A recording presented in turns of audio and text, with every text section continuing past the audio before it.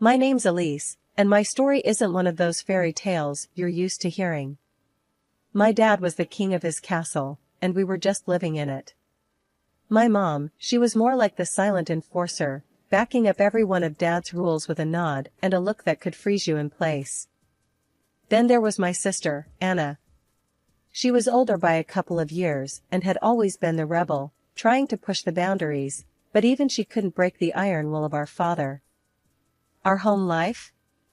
It was a series of do's and don'ts. Don't talk back. Do as you're told. Don't stay out late. Do your chores. The list went on and on.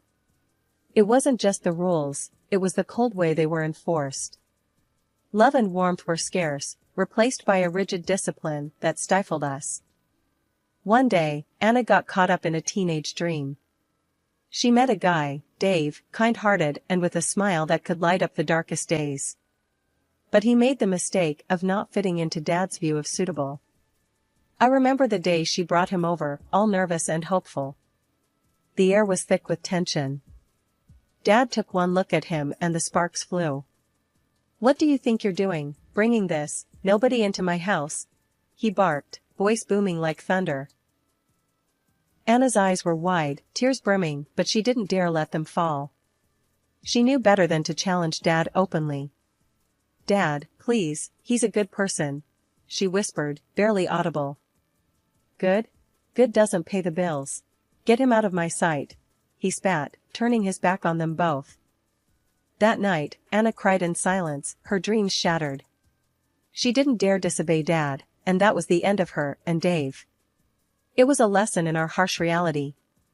Love wasn't about feelings, it was about fitting into the strict mold Dad had set. As for me, I watched and learned. I knew better than to get caught in the crossfire. I kept my head down, followed the rules, and counted down the days until I could escape. The day I left for college felt like my first breath of fresh air in years. The day I left for college felt like I was finally taking a sledgehammer to the chains that had bound me my whole life.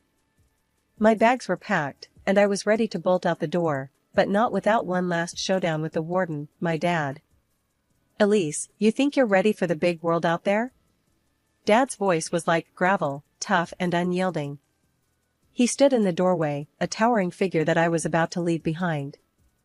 "I'm more than ready, Dad. I've been ready," I shot back, my voice stronger than I felt. Inside, my stomach was doing flips, but there was no way I'd let him see that. Mom was in the background, wringing her hands, the eternal peacemaker. "Be safe, dear. Remember to call us, every day," she said, her voice trailing off as if she already knew the impossibility of her request. College was a blur of new experiences, late nights, and the kind of freedom that was intoxicating. I made friends, actual friends, who liked me for me, not because of some unspoken family obligation. One night, in our cramped little dorm, my roommate, Jess, and I were sprawled out on our beds, talking about everything and nothing at the same time. "So, Elise, you ever gonna call your folks? You've been here a month, and I haven't seen you pick up the phone once," Jess asked, her tone casual, but probing. I sighed, staring at the ceiling as if it held the answers. "I talk to my mom now and then. But every call feels like a leash tightening around my neck. It's always, 'Are you eating well? Are you studying hard? Remember who you are.'" Jess laughed, a light, easy sound. "Sounds like my mom, but on steroids. They're just worried about you, you know? It's a big world out here." The college life was turning into everything I hoped it'd be, a stark contrast to the suffocating grip of my parents' house. I was finally feeling the weight lift off my shoulders, getting used to the idea of living on my own terms. Then, out of nowhere, my bubble burst when my mom decided to drop a surprise visit. I was in the middle of a laugh with Jess when there was a knock on our door. The last person I expected to see on the other side was my mother, standing there with a look that could sour milk. "Elise, what is this place? It's so small," she said, her nose wrinkling as she stepped inside, eyeing Jess like she was some sort of street urchin. Jess, ever the brave soul, extended her hand. "Hi, Mrs. Martin, I'm Jess. Elise's roommate." Mom looked at Jess's hand like it was covered in dirt, but shook it anyway. "Jess, is it? Elise, can I have a word with you, in private?" The way she said "in private" made it sound like we were about to discuss state secrets, instead of whatever she had on her mind. Once we were alone, she wasted no time. "Elise, that girl, she's not the right sort of friend for you. She's vulgar," she hissed, her voice laced with disdain. I felt my cheeks burning, a mix of anger and embarrassment stewing inside me. "Mom, Jess is a great person. She's been nothing but kind to me." Ignoring me, Mom began rifling through my closet, her hands moving from one piece of clothing to another with a speed born of disapproval. "And these clothes? They're far too revealing. What on earth are you thinking, wearing things like this?" Each word felt like a slap, stripping away the independence I'd started to build. I wanted to scream, to tell her to stop, but the words wouldn't come. All I could do was stand there, silently fuming and fighting back tears. After what felt like an eternity, Mom left, leaving a trail of silence in her wake. I collapsed on the bed, the dam finally breaking as tears streamed down my face. Jess came in soon after, sitting beside me without a word. She handed me a tissue and waited for the storm to pass. "Elise, screw what your mom thinks, okay? You're awesome, and if wearing a tank top is the biggest of your sins, then you're practically a saint," Jess said, her voice a mix of anger and comfort. "You're your own person, Elise. Don't forget that." Her words, simple and straightforward, were like a beacon in the fog. Jess was right. I was my own person, and it was high time I started living like one. After college, I landed a job in a big company known for its semi-finished meat products. The boss, Michael, was this young guy, grandson of the founder. Kind of hot, if I'm being honest, but in a "I've got my life together" kind of way, which was intimidating and attractive all at once. One day, he called me into his office. My heart was racing, thinking I'd messed up a report or something. "Elise, can you come in here for a second?" His voice was calm but carried across the sales floor like he was announcing the next big product launch. I walked in, trying to look confident but probably failing miserably. "Yes, Michael?" He was leaning back in his chair, reports scattered across his desk. "I've been reviewing your work. You've got an eye for detail. Impressive," he said, his eyes not leaving the papers. I didn't know where to look. Was this a compliment or the prelude to a "but"? "Thank you, I try my best," I managed to say, feeling my face heat up. "No, thank you. It's refreshing to see someone take their work seriously around here. Keep it up," he said, finally looking up with a smile that made my knees weak. Fast forward a few months, Michael got transferred to another department. We barely saw each other, which was probably for the best. I mean, dating your boss? That's a recipe for disaster, right?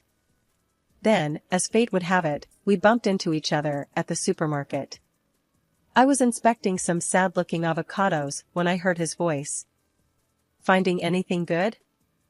I turned around, and there he was, casually dressed, which was a stark contrast to the suits I was used to seeing him in. "Michael. Hi. Just, trying to decide if these avocados are worth it," I stammered, feeling like a complete idiot. He laughed, a sound that was way too charming. "Let me give you a tip. This one," he picked up an avocado, "is perfect. See? Firm, but not too hard." We ended up talking more about fruits and vegetables than I ever thought possible. One thing led to another, and we found ourselves having dinner together. It was casual, easy conversation that felt like we were just two people getting to know each other, not an employee and her boss. After that night, things changed. We started seeing each other outside of work, keeping it on the down low, of course. It was nice, comfortable. But I couldn't shake off the fear of what my parents would think, so I kept it a secret from them.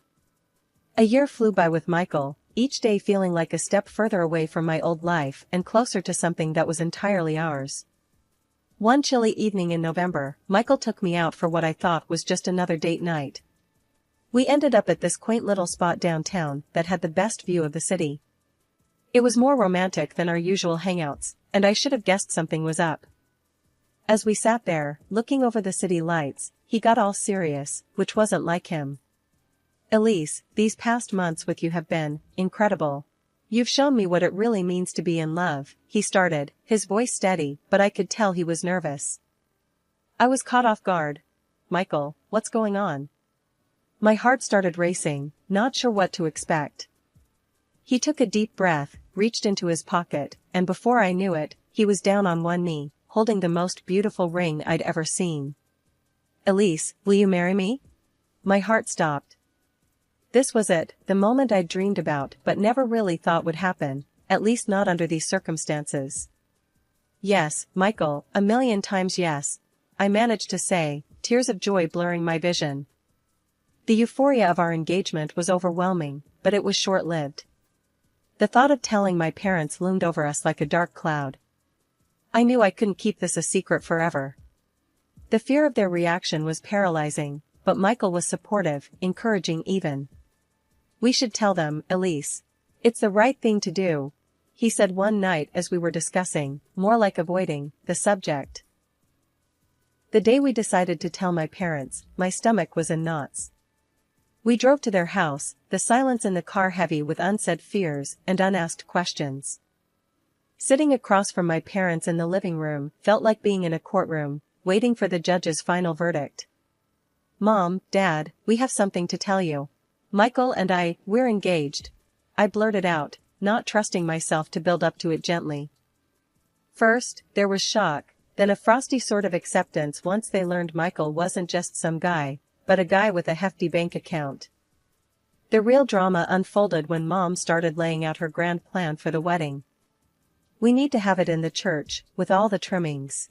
It'll be magnificent," she said, her eyes already picturing the event.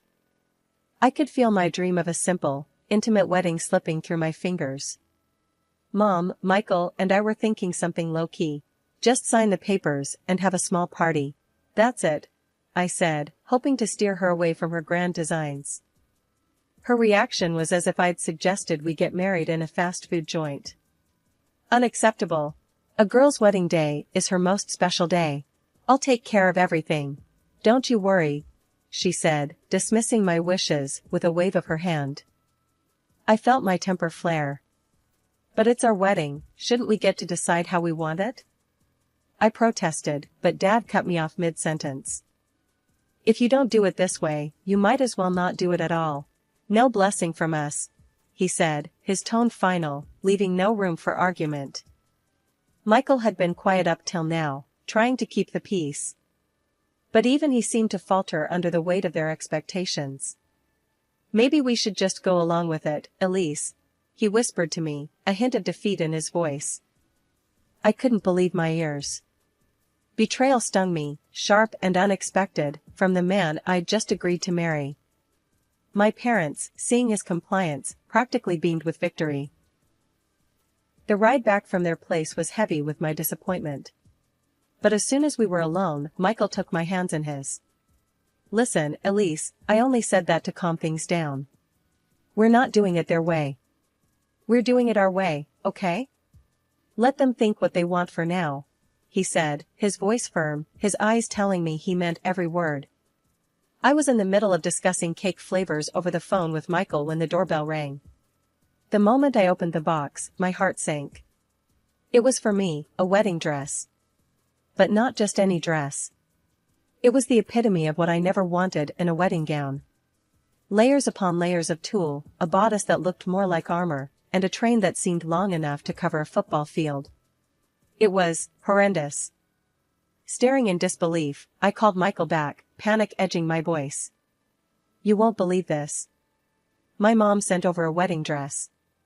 It's like a cake topper from the 80s got turned into a dress." Michael's laugh did little to soothe my rising hysteria. "Maybe it's not that bad? Try it on?" "Try it on? Michael, this thing has its own zip code. It's a disaster. I shot back, the image of me drowning in layers of lace burning in my mind. Before I could spiral further, I decided to confront my mom. Dialing with trembling fingers, I braced myself for the inevitable showdown. Mom, why did you send me a wedding dress? We talked about this. Michael and I are doing things our way, I said, trying to keep my voice steady. There was a pause on the other end, and then, Elise, darling, that dress is a masterpiece. It's what every girl dreams of. You'll thank me. A masterpiece? Mom, it's not me. It's not us. We want simple, remember? My patience was thinning, each word a struggle to maintain civility. Simple is for table settings, not weddings. You'll wear it, and you'll look beautiful, she retorted, her voice leaving no room for argument. Elise, listen to me. Your father and I have already taken care of everything. The hall is booked, and plans are set. You're going to have the wedding every girl dreams of. Her words hit me like a ton of bricks.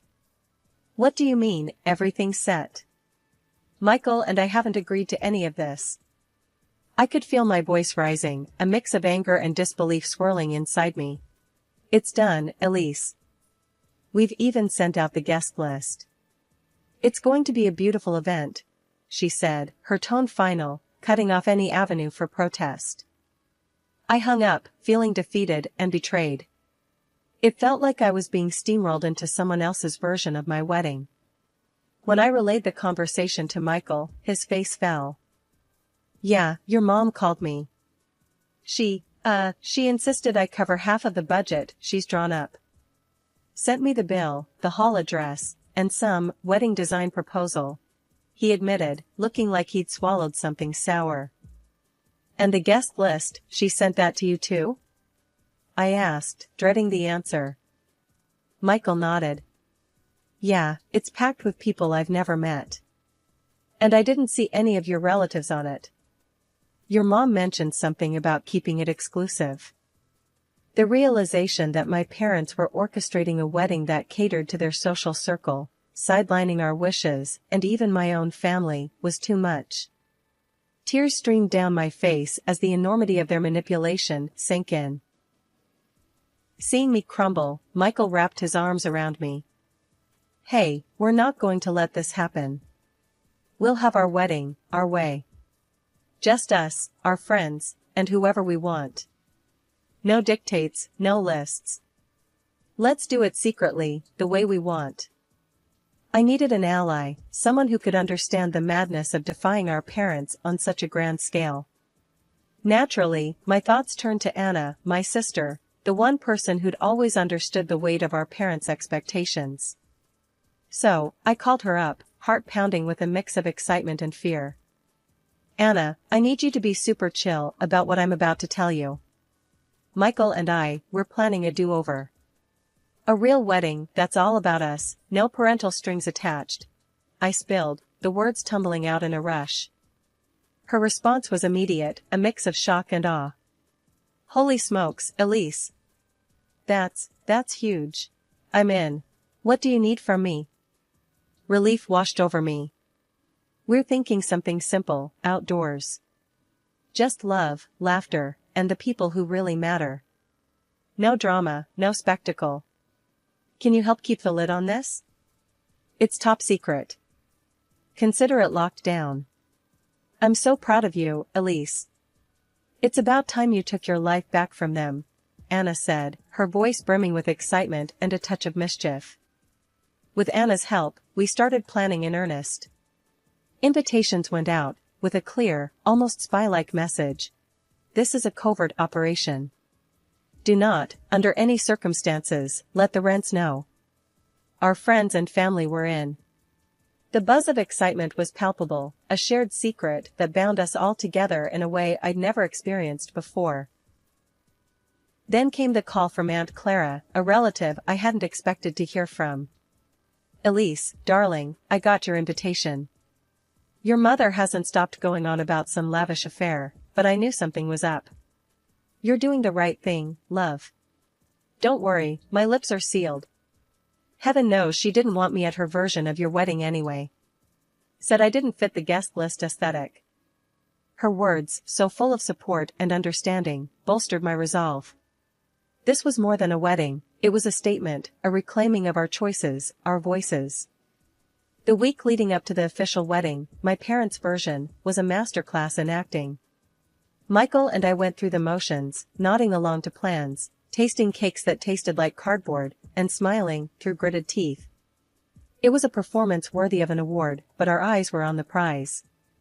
Then, on a day not our wedding, as not our guests gathered at some impersonal hall, Michael and I were boarding a plane to Bali, our hearts light, free from the weight of expectations. Bali was everything we wanted, intimate, breathtakingly beautiful, and so us. We exchanged vows near a waterfall, the sound of rushing water a perfect backdrop to our promises of forever. After our secret wedding in Bali, the reality of facing the fallout with my parents was a cloud hanging over our return. I knew the storm was brewing, it was only a matter of time before it broke. The first call came from Anna, who was both excited and nervous for us. "You guys back yet? The hurricane's about to hit land here," she said, her voice a mix of amusement and concern. "Yeah, we just landed. How bad is it?" I braced myself for the impact, clutching the phone like a lifeline. "Mom and Dad are on the warpath. They found out about Bali when they tried calling you to berate you for being late to your own wedding. When they realized where you were, all hell broke loose," Anna explained, the words tumbling out in a hurried whisper. Dialing my parents' number felt like the longest few seconds of my life. The phone rang twice before my mom's voice came through, icy and sharp. "Elise, where do you think you've been? Do you have any idea of the embarrassment you've caused us?" "Mom, I'm sorry you feel embarrassed, but this was about what Michael and I wanted. We needed our wedding to be true to us, not a spectacle," I said, my voice steadier than I felt. "Dad thinks we should cut you off, you know. After this stunt, maybe he's right," she added, the threat hanging in the air like a guillotine. The anger in her words was palpable, but so was the conviction in my response. "If that's what you think is best, then so be it. But Michael and I made a choice for our happiness. I wish you could be happy for us." The line went dead, her silence a clear indication of the breach that had formed between us. The aftermath was a mix of relief and sorrow. Relief that Michael and I had followed our hearts, but sorrow for the rift that now lay between my family and me. As the day of our real celebration drew closer, a gnawing worry kept me up at night, the fear of my parents crashing the party, hell-bent on making a scene. Michael, ever the rock, saw the turmoil I was in and came up with a solution. "Let's get some security. Keep the drama at the gate. This day's about us, not them," he said, his decision firm, leaving no room for argument. The day of the party was nothing short of magical. We chose a minimalist outdoor style for the celebration, with simple, elegant decorations that complemented the natural beauty around us. As dusk fell, electric garlands lit up the venue, casting a warm glow over the faces of our friends and relatives. It was like something out of a dream. Standing beside Michael, both of us dressed to the nines, I felt a surge of happiness so intense it was almost overwhelming. Our guests came up to us, one by one, showering us with congratulations and warm wishes. Anna was beaming, her happiness for us clear as day, while Aunt Clara, bless her heart, kept me in a tight hug before pulling me into every dance. The night was perfect, a true celebration of our love and the life we were building together. But then, the inevitable happened. Word got to me through one of the security guys that my parents had shown up, determined to force their way in. My heart sank. I had hoped it wouldn't come to this. Michael squeezed my hand, a silent vow that we'd face this together. I approached the entrance, where my parents stood, arguing with the security. "This is my daughter's wedding. You can't keep me out," my dad bellowed, his face red with anger. "Please, you need to leave. You weren't invited. I made it clear, no drama today," I said, my voice steady though my heart was racing. My mom tried to push past the security, her eyes blazing. "You can't do this to us. We're your parents." But the security held firm, a gentle but unyielding barrier between us and them. "I don't want to have to call the police, but I will if I have to. Please, just go," I said, the finality in my voice surprising even me. The rest of the evening passed in a blur of joy and celebration. Every dance, every laugh, every shared look with Michael reaffirmed my belief that we had made the right choice. We were happy, truly happy, surrounded by the people who mattered most.